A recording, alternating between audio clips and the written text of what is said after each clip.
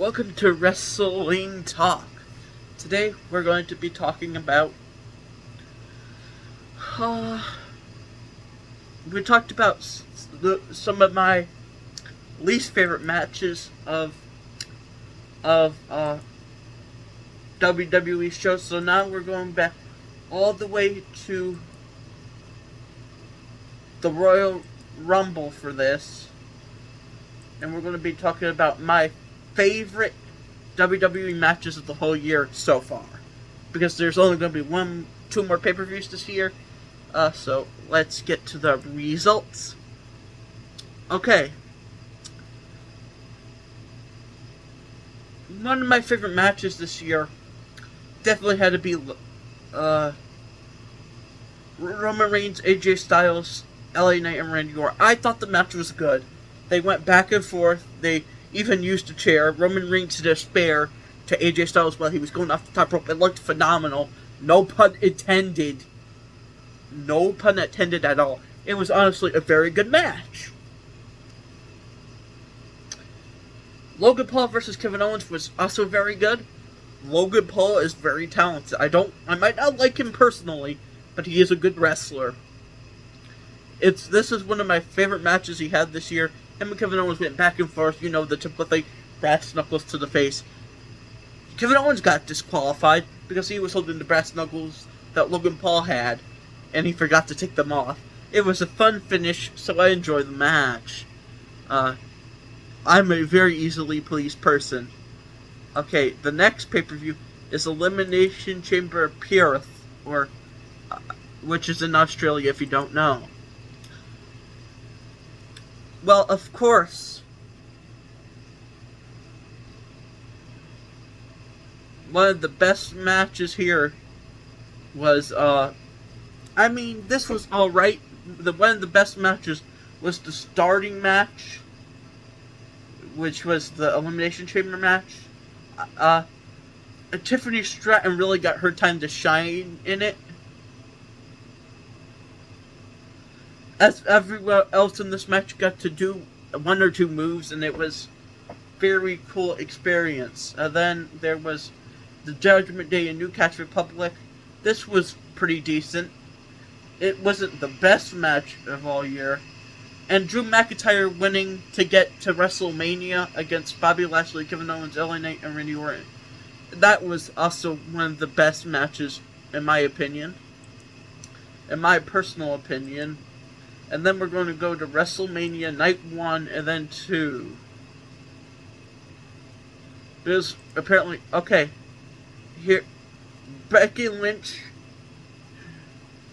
and Rhea Ripley was fantastic. And that riptide from the ground to the top rope was absolutely phenomenal. The six-pack ladder match were both A-Town Down Under and the Awesome Truth won, because there was two winners. It was good, because they retrieved their respective titles. They defeat Damian Priest and Finn Balor, and R-Truth got a big WrestleMania win, and technically lost too.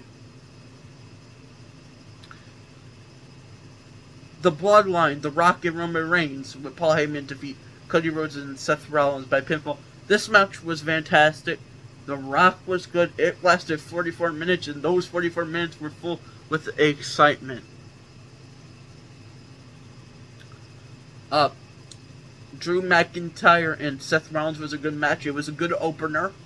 It got the crowd hot.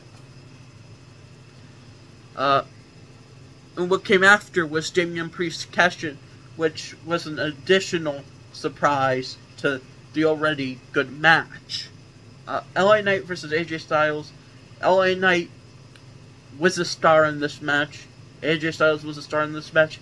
They had a good back and forth till LA Knight hit him with the Blood Force Chummer BFT. Logan Paul defeating Kevin Owens and Randy Orton was a phenomenal match, with Logan Paul coming out on top. It was a good triple threat, with the highlight of it is IShowSpeed getting RKO'd by Randy Orton. Bayley and Io Sky was also very good. Should be one of the matches of the year. I don't remember much about it because it's been a while since I watched it. Cody Rhodes and Roman Reigns. I like the match. It could have been a little more extreme because of Bloodline rules. Bloodline rules is boring because they barely use any of the weapons. But Cody Rhodes handing the title to his mom almost made me cry. So I have to give him points for that. So because that was a really emotional moment. Backlash France. Results. The Bloodline, Solo and Tonga, let Paul Heyman defeat Kevin Owens and Randy Orton. This match was good. It was a street fight. They killed each other. Well, Randy Orton and Kevin Owens killed them. And then the Bloodline ultimately won with Tonga Loa debuting. Damian Priest and Jey Uso was a good back and forth match where Jey Uso lost. But it was still good back and forth. And then Cody Rhodes versus AJ Styles. The crowd in France loved this match. I thought it was really good. We saw a vertebraker in this match, which is one of those banned moves that you don't see too often. I thought it was really good. I thought it was one of the best matches of the year. King and Queen of the Ring. Saudi Arabia. Most their shows have been decent. Okay, we're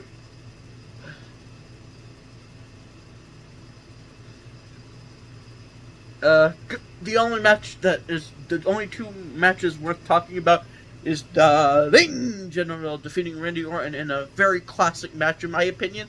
They went back and forth, back and forth, back and forth, back and forth, back and forth, with eventually the Ring General coming off on top, and Cody Rhodes and Logan Paul, both of these men talented for the Undisputed Championship. Cody Rhodes wins. Was a good match. I can't talk much more about it because I don't remember it all the way. So, don't watch NXT, so can't Clash at the Castle. Yeah, the I Quit match with the cool end had a very cool ending. I thought it was a good match to kick off the show. 27 minutes, with ultimately Cody Rhodes coming off on top. Sami Zayn and Chad Gable was a good match, but it was overtaken by Otis and Maxine Dupree, in my opinion. The next match I want to talk about is Damian Priest versus Drew McIntyre. They did more and beyond than they should have done, in my opinion, but it was cool moments for what it was worth. Money in the Bank. Here's the matches that I want to acknowledge for these shows. The Money in the Bank match between Drew McIntyre, Andrade, Carmelo Hayes, Chad Gable, Jey Uso, and LA Knight, which Drew McIntyre won. These men killed each other. They absolutely murdered each other. If murder was allowed, they would have done it. This was good, but what really outshined the men's was the women, which Tiffany Stratton won, but Chelsea Green, Io Sky, Lyra Valkyria, and Naomi and Zoe Starks, they were more creative in the match than the men. It was honestly pretty cool. And then Damian Priest versus Seth Rollins was a good match. It wasn't like contender of the year, but it was good. I would recommend watching it. And then the match that was really good, the Bloodline, Solo Sikoa, Jacob Fatu, Tama Tonga, with Tonga Loa versus Cody Rhodes and Randy Orton. Cody Rhodes and Kevin Owens and Randy Orton, which the Bloodline won. This was a good match, but it led into one of the worst.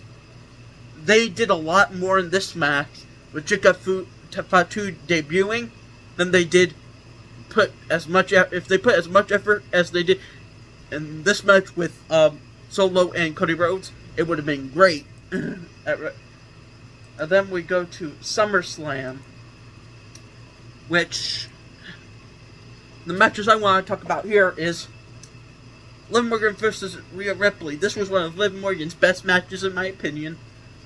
It went back and forth with Dominic betraying him, betraying Rhea Ripley. This would be a theme. And LA Knight defeating Logan Paul for the United States Champion was a great match. It was a good match. With LA Knight catching Logan Paul from the buckshot lariat into the BFT. Nia Jax defeating Bayley was also very iconic, in my opinion. It was a good match from both ladies. Drew McIntyre and CM Punk was good with Seth Rollins as guest referee. What could be said about it was back and forth. Well, Drew McIntyre almost destroyed CM Punk, but near the end it got real interesting with CM Punk losing the match because of his anger. The next match I want to talk about is the last match we're going to be talking about because the main event is after this. Gunther defeated Damian Priest because of Finn Balor. This was a great match. When Damian Priest opened up Gunther, Gunther was like, "My blood." He was really shocked to see himself bleed. Okay, Bash at Berlin is next. I don't usually want these going more than 10 minutes, so I'm trying to rush it here. Now, Kevin Owens and Cody Rhodes was a good match. They teared down the show by far. With Cody Rhodes winning. And then strap match where he had to touch all four corners was very brutal between CM Punk and Drew McIntyre. Was fantastic. Gunther and Randy Orton for the World Heavyweight Championship, which was actually very good. Like it should have been. Gunther actually won by submission, basically, because Randy Orton passed out, which would be technical submission, but it was still cool. Randy Orton gave up fighting, he kept fighting, and then eventually he just couldn't handle it anymore. Next is the last one, Bad Blood. Now here's where